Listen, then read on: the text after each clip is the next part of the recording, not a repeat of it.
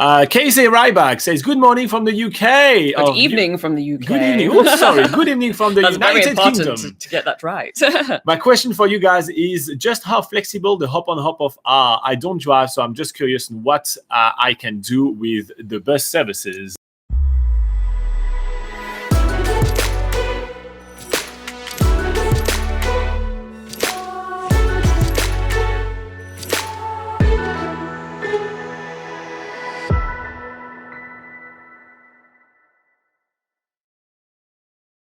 Yeah, so they are pretty flexible depending on what time of the year that you use them. In summer in New Zealand, which is between what is it? December, January and February, kind of going into March as well a little bit.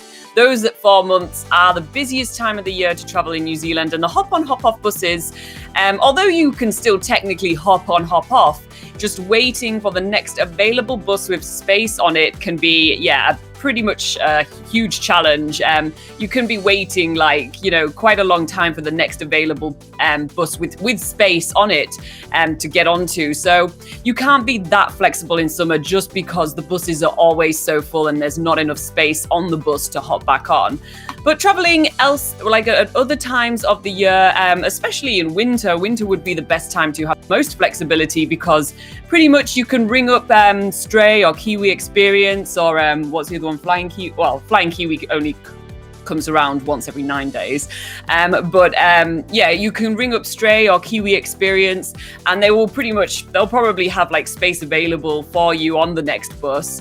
But then bearing in mind, they have less regular buses. I think it's usually once every 2 days the buses come to the next location. So in short, basically, if you're coming to travel in New Zealand in winter, maybe around spring and autumn as well, you're more likely to have it pretty flexible, but in summer, not really. So now, during a normal day with hop on hop off buses, right? What kind of flexibility do you have during the day? Can you do you have to do all the activities? Can you do other activities, or can you just stop along the way and be like, hey driver, I kind of want to stop here and I want to explore a bit longer? What kind of flexibility do you have during the day if you just kind of, as compared to road tripping in New Zealand? Yeah, so when you're actually on the bus is basically you have to stick with the bus while you're in the sort of travel section of your journey. But the good thing about the buses is that they get to their destination maybe early afternoon, and then from there you're free to do whatever you want, whether it's going to do activities or going to do a few free things. But while you're on the bus kind of stops in regular intervals to show you some free activity, just a quick lookout or a quick walk or something like that, which is definitely kind of more what you would do on a road trip if you were driving by yourself. But of course, that's up to the bus driver. It's not up to you. You can't say hey, bus driver, can we check that out? Maybe you can, but I mean, it's more up to the bus driver, where they stop, and they're kind of showing you around. But at least, you get to stop quite regularly, which is, a little bit better than if you're to take one of the intercity buses, for instance, which is just a bus from A to B. They don't stop for any sort of looking at lookouts or any activities like that. It's just literally driving. So it's kind of hop on, hop off is kind of the flexibility is in between taking a bus and doing your own road trip. Did you ever feel any kind of pressure when you're with such a big group of people to actually have to do the activities, pay for the activities or any of that? Do you feel like you miss out if you don't have a substantial side budget on top of both your accommodation and your activities to actually enjoy your holiday in New Zealand? I think to start with, when you first get on the bus and you're kind of just starting to feel what it's like, you do kind of feel a little bit of pressure if you see that most of the group on the bus are going to do an activity, or there's even some activities where you stay somewhere overnight, which is different to the rest of, you have to pay extra to go stay in a Maori marae or something. Whereas on the other hand, you can just stay in a hostel in town.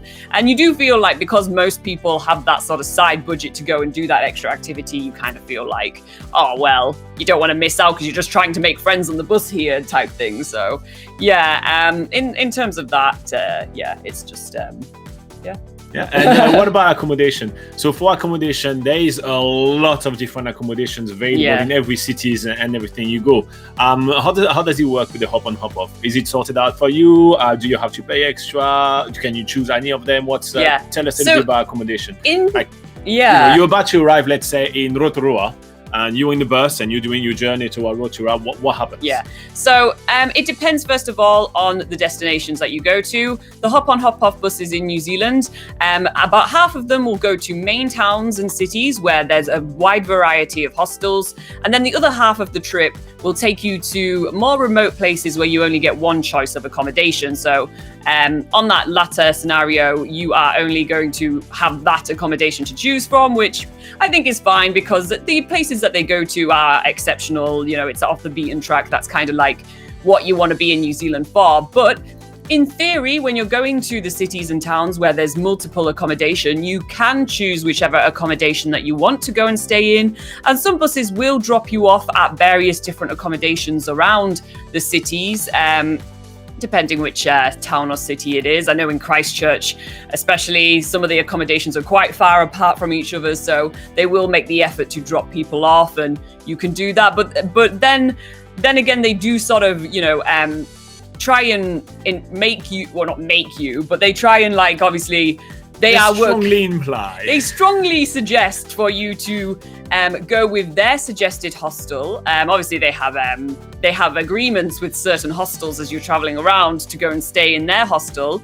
but you can by all means choose a different hostel. I've done that myself. I've tried it out myself, but I always felt like it was just easier to stick with the group, go to the hostel that the bus suggests, and at least they have different upgrades. If you don't feel comfortable staying in a dorm for whatever reason, then they do have like private room options and stuff like that. So yeah, you kind of just in terms of flexibility of accommodation, in theory you have the flexibility, but you kind of feel like it's just made easier for you if you just stick with the bus and stay with their accommodation that they suggest. Also for the social aspect as well, you probably make some friends along the way in the bus, and they really bank on that because if your friend decides to do the activities, or if your friend decides to stay in the suggested accommodation, you're likely to want to stay with your friend. So in that way, the flexibility is available, but it is kind of, and it's a weird way to say it, but it's socially removed from you, which is fine. But you kind of want to keep that in mind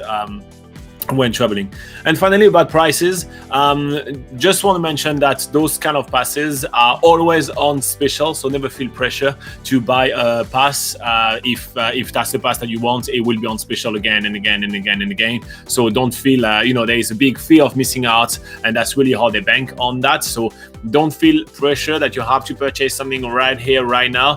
There is always special deal, and the best deals usually are in winter New Zealand time, which is that is between June and August. All right, so that's usually the month when you're going to get the best deal. And because the passes are valid for 12 months, usually it's better to buy them in winter and then to go on. You won't be able to resell your pass to another passenger at the end of your trip, or if you are cancelling your trip. So just be aware of that as well. But yeah, that's to give you a bit of info. I was just going to say, we also have an article on nzpocketguide.com which actually gives some tips on how to get the cheapest possible bus pass. And we do have lots of what we think are pretty good tips on there. We did spend, when we first arrived in New Zealand, we did spend a lot of time sort of, going on these buses, researching more about them, comparing them. So we kind of learned quite a lot about those buses. So definitely check out some of our articles on nzpocketguide.com in the transport section under so bus. Prepare your trip, transportation, and then the bus, you have ton of articles. You even have like a comparison of Kiwi Experience and Stray. We actually even have that on video here on this channel as well to help you out. So yeah. And if you find this video useful, guys, make sure to hit like and subscribe. It's always a free way for you guys to say thank you for all our hard work. All right, Casey, I really hope that answered your question. I think we went quite in depth, but if there is any follow-up, go for it. And it looks like there is the live chat is overtaken by Kiwis, which is awesome. We have Clay, Joshua, we even have Tracy, Paul. There is quite a lot of Kiwis on board, which is awesome. It looks like since there is international travel is a little bit restricted right now, it's like the perfect time for you guys to explore your own country. So if you do have some questions on two foreigners that decided to expatriate themselves to New Zealand, and things to see, and who you're traveling with, tell us if you're traveling with families and everything, and we're super happy to help and answer your question.